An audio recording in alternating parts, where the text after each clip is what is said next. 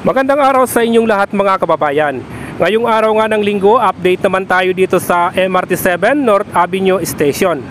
So titingnan muna natin yung mga hinuhukay nila dito nga sa kanto nitong West Avenue at EDSA.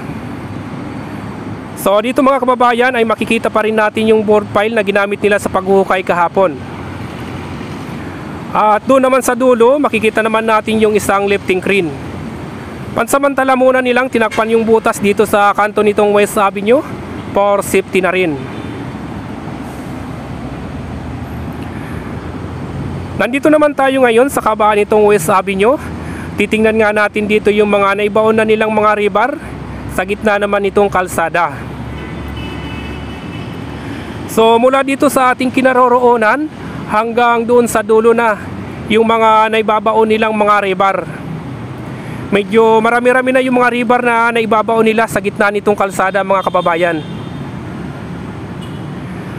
At sa ngayon naman, nandito naman tayo ngayon sa North Avenue. Dito rin ay makikita naman natin yung mga rebar na naibaon na nila. Ito rin yung nasa kanto nitong North Avenue at EDSA.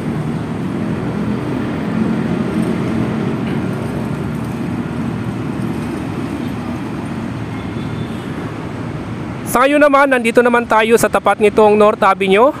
Makikita nga natin doon sa bandang dulo yung itinatayo nilang mga scaffolding sa dalawang kolom. Bali, ito yung nasa pagitan nitong SM City North EDSA and then Trinoma Mall.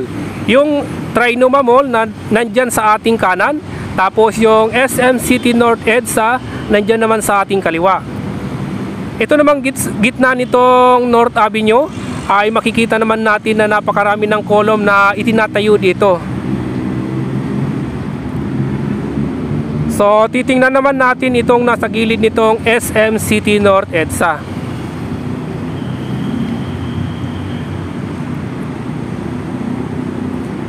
So dito rin mga kababayan, napakarami na rin ng mga kolom na itinatayo nila. Bali dyan naman idudugtong yung mga fabricated steel frame.